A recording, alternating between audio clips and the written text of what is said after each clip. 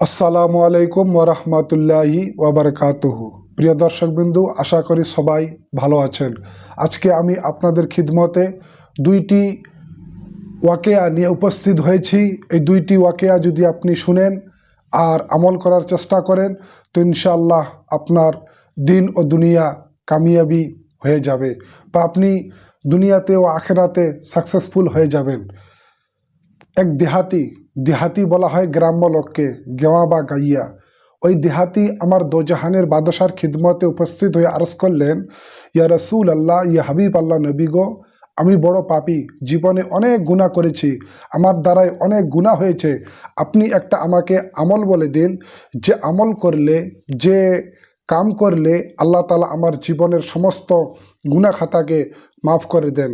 তখন দোজাহানের বাদশাহ বললেন, ওগো আল্লাহর বান্দা, তুমি সব সময় বিসমিল্লাহির রহমানির রহিম পাঠ করতে থাকো।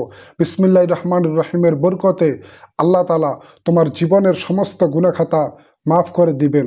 তখন ওই লোকটি আশ্চর্য হয়ে বললেন, হুজুর, বাস এতটুক? তখন দোজাহানের বাদশাহ বললেন, হ্যাঁ, কোনো আল্লাহর বান্দা বান্দি বা কোনো নারী বা পুরুষ যদি অন্তর থেকে মহাব্বতে সাচ্চা দিলে বিসমিল্লাহির রহমানির রহিম পাঠ করে, আল্লাহ তাআলা আপন দয়ায় তাদের জীবনের সমস্ত গুনাহ খাতা মাফ করে জান্নাতবাসী করবেন। সুবহানাল্লাহ। তো এখান থেকে বুঝতে পারা গেল, কোনো আল্লাহর বান্দা বান্দি যদি বিসমিল্লাহির রহমানির রহিম পাঠ করে তো আল্লাহ তাআলা আপন দয়ায় তাদের জীবনের সমস্ত গুনাহ খাতা মাফ করে দিবেন। আমরা বান্দা মানুষ, চলাফেরার মাধ্যমে ভুল হতে পারে। এমন এমন গুনাহ করেছি আমরা যে গুনার পাহাড় হয়ে গেছে, কিন্তু আমরা জানি না। বা এমন এমন গুনাহ রয়েছে যে আমাদের দ্বারাই গুনাহ হয়ে গেছে, কিন্তু আমরা বুঝতে পারি না যে আমার দ্বারাই গুনাহ হয়ে গেছে। তো এরকম বহু গুনাহ হয়েছে। যদি আমরা বিসমিল্লাহির রহমানির রহিম সবসময় বাওযু পাক পবিত্র অবস্থায় যদি আমরা পাঠ করি তো আল্লাহ তাআলা আপন দয়ায় আমাদের জীবনের সমস্ত গুনাহ খাতা মাফ করে জান্নাতবাসী করবেন ইনশাআল্লাহ। এবার আসুন, এক আল্লাহর ওলি, যার নাম হলো বিশির হাফি রহমাতুল্লাহ আলাই। বিশির হাফি রহমাতুল্লাহ আলাই তওবা করার পূর্বে অত্যাধিক হারে সব সময় মদ পান করতেন, সব সময় নিশা অবস্থায় থাকতেন, মাতাল হয়ে থাকতেন। তো একদিন মদ পান করে মদের নিশায় মাতাল হয়ে রাস্তা দিয়ে কোথাও যাচ্ছিলেন। যেতে যেতে রাস্তার মধ্যে একটা কাগজের টুকরো দেখতে পেলেন, যাতে লেখা ছিল বিসমিল্লাহির রহমানির রহিম।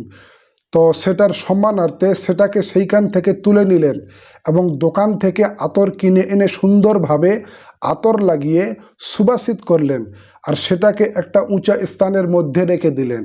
ওই রাতে কোনো এক বুজুর্গ স্বপ্ন দেখেন। স্বপ্নের মাধ্যমে আল্লাহ তাআলা বলেন, ওগো আমার বান্দা, আর দেরি করো না, তাড়াতাড়ি করে যাও, বিশিরকে জানিয়ে দাও যে তুমি আমার নামকে আতর লাগিয়েছ, তুমি আমার নামের প্রতি সম্মান প্রদর্শন করেছ, তুমি আমার নামকে উঁচা স্থানের মধ্যে রেখেছ। আমিও তোমার মান সম্মান ইজ্জতকে উঁচা করব এবং আমিও তোমাকে পবিত্র করব এবং দুনিয়া ও আখেরাতে তোমাকে বুজুর্গি দান করব। এই কথা যখনই শুনলেন বা আল্লাহ তাআলা বললেন, সঙ্গে সঙ্গে তার ঘুম ভেঙে গেল। মনে মনে চিন্তা করেন, বিশির তো একজন মদ্যপায়ী, মদ পান করে, সবসময় গুনাহের কাজ করে, না, এ স্বপ্ন আমার সত্যি হতে পারে না, এ স্বপ্ন আমি ভুল দেখেছি। এই মনে করে আবার অজু করলেন। অজু করার পরে নফল নামাজ পড়ে আবার ঘুমিয়ে গেলেন। যখনই ঘুমিয়ে গেলেন আবার ওই স্বপ্ন দেখলেন, আবার উঠলেন, আবার অজু করলেন, আবার নফল নামাজ পড়ে ঘুমিয়ে গেলেন। এইরকম করে 3বার স্বপ্ন দেখলেন। 3বার স্বপ্ন দেখার পরে বিশিরের খোঁজে বেরিয়ে গেলেন। জানতে পারলেন যে বিশির এখন মদের আড্ডায় বসে মদ পান করতেছেন। সেইখানে পৌঁছে গেলেন, আওয়াজ দিলেন, ওগো বিশির, আর দেরি করো না, তাড়াতাড়ি করে তুমি বেরিয়ে আসো, তাড়াতাড়ি করে তুমি বেরিয়ে আসো। লোকেরা বেরিয়ে আসলো। আসার পরে বলে, ওগো আল্লাহর বান্দা, বিশির তো আসতে পারবে না, কেননা বিশির এখন মদ পান করে মদের নেশায় বেহুশ হয়ে পড়ে আছে। ওই বুজুর্গ বলতে লাগলেন, যেমন করে হোক বিশিরকে জাগাও আর এ কথা জানিয়ে দাও যে তোমার নামে একটা জরুরি বা ইম্পর্ট্যান্ট পয়গাম এসেছে, আর যিনি পয়গাম এনেছেন বাইরে দাঁড়িয়ে আছে, এ কথাটা গিয়ে জানিয়ে দাও। লোকেরা গিয়ে বিশিরকে ঝুঁকায় আর বলে, বিশির, উঠো আর দেরি করো না, তোমার নামে একটা জরুরি বা ইম্পর্টেন্ট পয়গাম এসেছে, আর যিনি পয়গাম এনেছেন উনি গেটের বাইরে দাঁড়িয়ে আছে, তোমার সঙ্গে সাক্ষাৎ করবে, দেখা করবে, চলো তাড়াতাড়ি করে যাও। বিশির বেহুশ হয়ে পড়ে আছে, বেহুশ অবস্থায় বলতে লাগলো, কার পয়গাম এনেছে একটু খবরটা নিয়ে আসো। লোকেরা আবার এসে জিজ্ঞাসা করে, ওগো আল্লাহর বান্দা, আপনি কার পয়গাম এনেছেন? তখন ওই বুজুর্গ বলতে লাগলেন যে আমি আল্লাহর পয়গাম এনেছি। আবার লোকেরা গিয়ে বিশিরকে বলে, ওগো বিশির, আল্লাহর পয়গাম এসেছে, তুমি উঠো, তাড়াতাড়ি করে উঠো। বিশির থমকে গেল, চমকে গেল, যে আশ্চর্য ব্যাপার, আমি একজন মদ্যপায়ী, সবসময় মদ পান করি, নেশা করি, সবসময় নিশা অবস্থায় থাকি, মাতাল হয়ে থাকি, আমি তো একজন গুনাহগার ব্যক্তি। আল্লাহ তাআলার পয়গাম এনেছেন, আল্লাহ তাআলা খবর পাঠিয়েছেন আমার প্রতি, কি খবর? তাড়াতাড়ি করে বাইরে গেলেন। বাইরে যাওয়ার পরে ওই বুজুর্গ বললেন, তুমি কি একটা কাগজের টুকরোকে সম্মান করেছিলা যাতে বিসমিল্লাহির রহমানির রহিম লেখা ছিল? সব ঘটনা খুলে বললেন। তখন বললেন হ্যাঁ। বলে তুমি তাড়াতাড়ি তওবা করে নাও। সঙ্গে সঙ্গে ওই বিশির মদ্যপায়ী তওবা করে নিলেন। তওবা করার পরে আল্লাহর ইবাদত বন্দেগিতে লিপ্ত হয়ে গেলেন। এমন আল্লাহর ইবাদত বন্দেগি করতে লাগলেন, এমন আল্লাহর ইবাদত বন্দেগি করতে লাগলেন যে আল্লাহর ওলি হয়ে গেলেন। বলেন সুবহানাল্লাহ। মদ পান করতেছিলেন, মদ ছেড়ে দিয়ে আল্লাহর ওলি হয়ে গেলেন।